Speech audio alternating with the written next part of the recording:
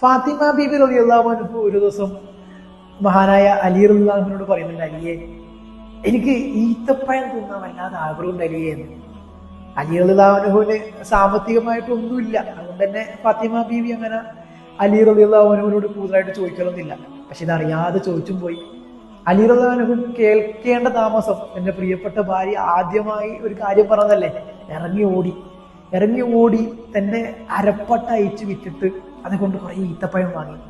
അങ്ങനെ ആ ഈത്തപ്പഴവും വാങ്ങി അലി റളിയല്ലാഹു അൻഹു തിരിച്ചു വീട്ടിലേക്ക് ഓടി വരികയാണ് എന്റെ പ്രിയപ്പെട്ട ഭാര്യയ്ക്ക് കൊടുക്കാൻ വേണ്ടി. ആ സമയത്താണ് ഒരാൾ വന്നിട്ട് അലി റളിയല്ലാഹു അൻഹുവിനോട് പറയുന്നത്, അലിയെ, എനിക്ക് വല്ലാതെ വിശക്കുന്നുണ്ട് അലിയെ, ഞാൻ 3 ദിവസമായി ഭക്ഷണം കഴിച്ചിട്ട്. ഇത് കേട്ട് അലി റളിയല്ലാഹു അൻഹു തന്റെ കയ്യിലുണ്ടായിരുന്ന ഈത്തപ്പഴം മുഴുവൻ ആ മനുഷ്യന് കൊടുത്തു. തിരിച്ചു വീട്ടിലേക്ക് പോയി ഫാത്തിമ ബീവിയോട് കാര്യം പറഞ്ഞു. ഫാത്തിമ, സംഭവം ഇങ്ങനെയാണ്. ഫാത്തിമ ബീവി ഒന്നും മിണ്ടിയില്ല, നേരെ വിരിപ്പിൽ പോയി കിടന്നു.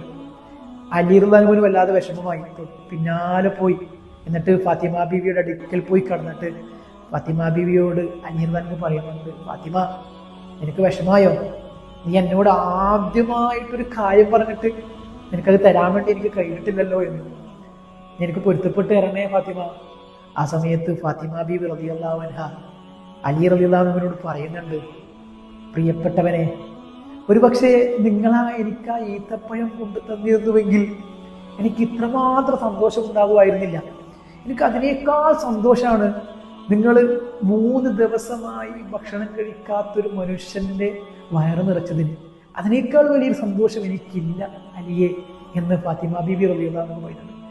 അലി റളിയല്ലാഹു അൻഹുവിനെ അറിഞ്ഞു സ്നേഹിച്ച പെണ്ണിന്റെ പേരാണ് ഫാത്തിമ ബീവി. തന്റെ പ്രിയപ്പെട്ട ഫാത്തിമ ബീവിയെ, തന്റെ പ്രിയപ്പെട്ട ഭാര്യയെ ഹൃദയം തുറന്ന് സ്നേഹിച്ച മനുഷ്യന്റെ പേരാണ് അലി റളിയല്ലാഹു അൻഹു.